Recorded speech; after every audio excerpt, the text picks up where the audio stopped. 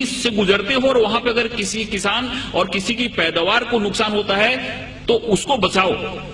इसलिए 84 लड़ाइयां हुई और उन लड़ाइयों में केवल 1014 लोग मरे, दुनिया का सबसे बड़ा रिकॉर्ड है। और जब प्रोफेट मोहम्मद जब मक्का में आए अपने पूरे सैनिकों के साथ, तो जिस मक्का वालों ने उनको अपमानित किया था, जिस मक्का वालों ने उनको पत्थर से मारा था, जिस मक्का वालों ने उनकी जान लेने की कोशिश की थी और उनकी तकलीफ के चलते उनको हिजरत करनी पड़ी थी, उस मक्का वालों को उन्होंने प्यार से जीता।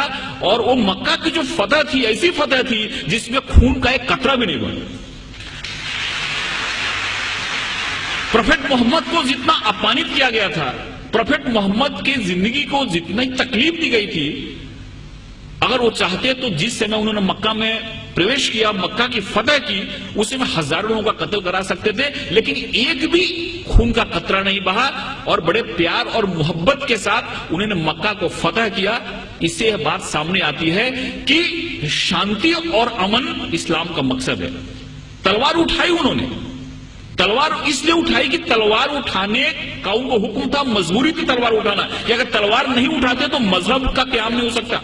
और हर एक जगह गीता में भगवान श्री कृष्ण ने अर्जुन को कहा कि तुम लड़ाई करो, अगर तुम लड़ाई नहीं करोगे तो धर्म की स्थापना नहीं हो पाएगी। अर्जुन वहां से भाग रहा था, अर्जुन ने बोला कि फिर नहीं चला था, क्योंकि मेरे सामने तो हमारे सारे रिलेटिव बैठे हुए हैं। भगवान श्री कृष्ण ने कहा कि यहां पे धर्म की स्थापना के लिए तुमको लड़ाई करनी पड़ेगी, तुमको लोगों को मारना पड़ेगा। अगर तुमने लड़ाई नहीं की तो धर्म की स्थापना नहीं होगी। तो एक विशेष परिस्थिति में हमको लड़ाई करने की भी जरूरत होती है। वैसे प्रोफेट मोहम्मद ने अगर लड़ाई करने की बात की तो वहां पे की जहां पे लड़ाई करना मजबूरी था, और वहां पे अगर लड़ाई नहीं होती तो शांति की स्थापना नहीं होती। इसलिए ये बात हमारे सामने आती है कि सबसे बड़ी जो बात है कि इस्लाम जहां जहां उन्होंने उनको जहां जहां वो लोगों को मार सकते थे, जहां जहां खून खराबा हो सकता था, वहां पे उन्होंने खून खराबा नहीं होने दिया। कभी कभी उन्होंने अपने को खुद अपमानित भी हुए, जैसे कि बहुत लोगों को मालूम हुआ कि सुलई हुदैबिया जो एक करार हुआ, एक जो मायदा हुआ, उसमें बहुत सारे ऐसे टर्म थे जो टर्म उनको कबूल नहीं थे, इस्लाम के मानने वालों को, मुसलमानों को कबूल नहीं थे। लेकिन प्रोफेट मोहम्मद ने कहा कि अगर यह मायदा नहीं करता हूं तो बहुत बड़ा खून खराबा हो जाएगा और उस खून खराबे से बहुत लोग मारे जाएंगे। इसलिए चलो मेरा अपमान हुआ तो चलेगा, लेकिन शांति के लिए, अमन के लिए मैं करार करता हूं, जिससे बहुत बड़ी लड़ाई टल गई। ऐसे बहुत सारे उदाहरण हैं। एक बार एक यहूदी का जनाजा जा रहा था और प्रोफेट मोहम्मद अपने लोगों के साथ बैठे हुए थे। उन्होंने जब जनाजा देखा तो उठ के खड़े हो गए। उनके लोगों ने कहा कि ये तो मुसलमान का जनाजा नहीं है, तो एक यहूदी का जनाजा है। तो मोहम्मद ने क्या, प्रोफेट मोहम्मद ने क्या यहूदी इंसान नहीं होता?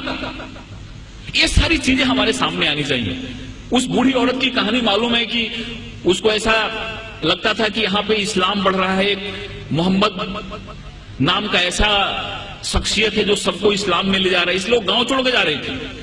उसके सर पे गठरी थी और गठरी उठ नहीं रही थी। एक नौजवान आया और बोला कि माता जी मैं आपकी मदद करूं, आप चलो अपनी गठरी में गांव के बाहर छोड़ देता हूं।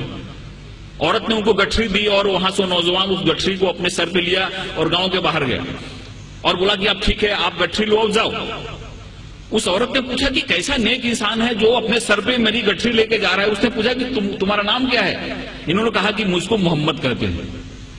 जिसके डर से भाग रही थी वही इंसान उस औरत की गठरी को अपने सर पे ले जा रहा है और उसको मदद कर रहा है, और उसी दिन औरत इस्लाम में आ गई। जो औरत प्रोफेट मोहम्मद के सर पे हमेशा कचरा फेंका करती थी नमाज के जाते समय, रोज कचरा फेंकती थी उनके सर पे। एक दिन जब उसने कचरा नहीं फेंका तो मोहम्मद जब लौट रहे थे, प्रोफेट मोहम्मद, तो उन्होंने देखा और पूछा कि औरत कहाँ है? लोगों ने कहा कि वो बीमार पड़ी हुई है। वहां पर जाके उन्होंने उसकी तबीयत पूछी।